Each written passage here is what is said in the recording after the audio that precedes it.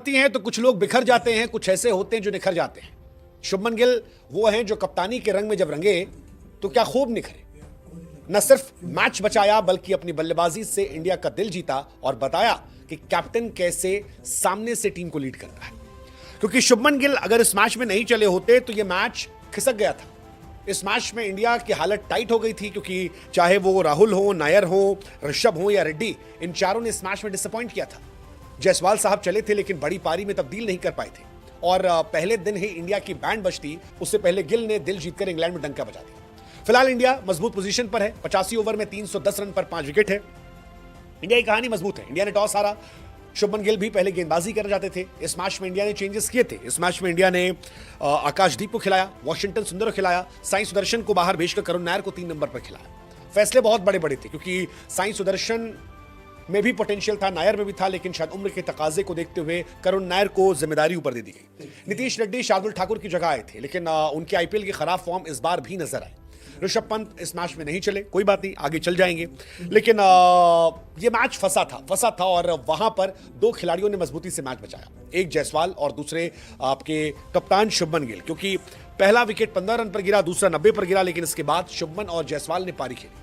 यशस्वी जायसवाल ने बताया कि यार वो जो एटीट्यूड दिखाते हैं वो उन पर जचता है, बनता है उनका, क्योंकि वो रन भी बनाते हैं। बेन स्टोक्स से उन्हें आउट किया, लेकिन आउट करने के पहले 87 बनाए थे। जायसवाल करंट जनरेशन के बहुत बड़े खिलाड़ी बन गए। लेकिन शुभमन गिल के लिए आई एम वेरी हैप्पी, क्योंकि इस सीरीज से पहले बार बार चर्चा हो रही थी कि शुभमन यार अपने पोटेंशियल के बराबर नहीं आ रहे, और अब शुभमन 4 नंबर पर उतरकर दी ग्रेट तेंदुलकर और दी ग्रेट विराट कोहली की लेगेसी को आगे बढ़ा रहे हैं। 114 नॉट आउट। रविंद्र जडेजा, मैं हमेशा से कहता हूं कि जब भी आप जडेजा पर डाउट करते हैं, जडेजा आपको शॉक कर देते हैं। चीते की चालबाज की नजर और रविंद्र जडेजा पर आप बहुत देर तक शक नहीं कर सकते हैं, क्योंकि वो परफॉर्मेंस से आपको परेशान करेंगे और जडेजा ने यही किया। इस मैच में 41 रनों की जडेजा की पारी, ये बहुत बहुत बहुत क्रूशियल है, क्योंकि अगर जडेजा आउट हो जाते तो फिर पुछल्ले बल्लेबाजों की भूमिका शुरू हो जाती। अब अगर इंडिया यहां से 100-150 और बना लेती है तो कम से कम इंडिया के पास लड़ने के लिए स्कोर कार्ड होगा।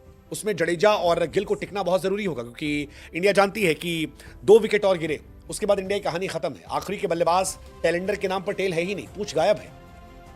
बट शुभमन गिल काफी इंप्रेस किया। यंग कैप्टन, 2 मैच और दोनों मैच में शतक लगाना, आई मीन क्या कमाल की तारीफ है। पहले मैच की पहली पारी में शुभमन गिल का शतक और दूसरे मैच की दूसरी पारी में शुभमन गिल शतक। शुभमन गिल फिलहाल सेना देशों में जबरदस्त प्लेयर बन रहे हैं। एक प्लेयर के तौर पर परफॉर्मेंस बहुत शानदार नहीं थी, क्योंकि प्लेयर के तौर पर 21 इनिंग में 0 शतक थे, लेकिन कप्तान के तौर पर 3 इनिंग में 2 शतक हो गए, जो बता रहा है कि शुभमन गिल कैप्टन के तौर पर रूल कर रहे हैं। इंटरनेशनल खिलाड़ियों में जिन खिलाड़ियों के 25 साल में सबसे ज्यादा शतक थे, उनमें अब धीरे धीरे शुभमन का नाम आने लगा है, क्योंकि शुभमन के नाम 16 शतक है। उनसे आगे ग्राम स्मिथ 17, क्रिस गिल 18, जो रूट 19, विलियमसन 21, विराट 26 और तेंदुलकर 40। और ये सारे ग्रेट प्लेयर्स हैं, ग्रेट प्लेयर्स हैं। तो ऐसे में जितनी तारीफ की जाए उतना कम है।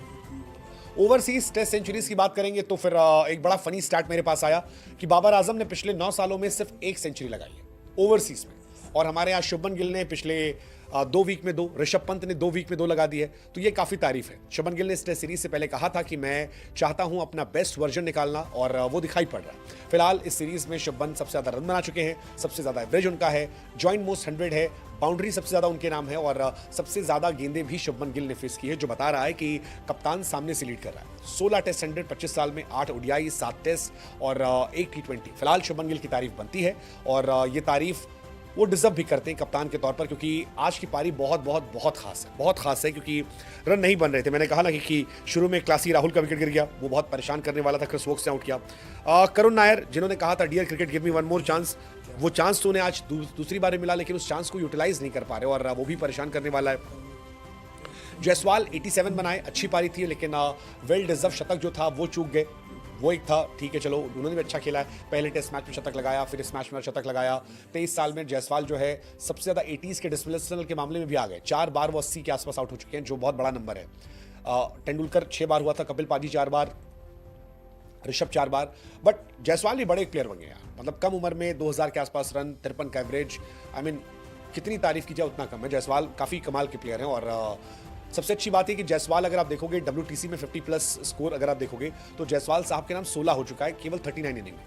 रोहित शर्मा सबसे आगे 17, बट रोहित शर्मा ने 66 इनिंग खेली थी। दैट्स अ बिग डिफरेंस कि केवल 39 इनिंग है, और ये बहुत बड़ी बात है। और वो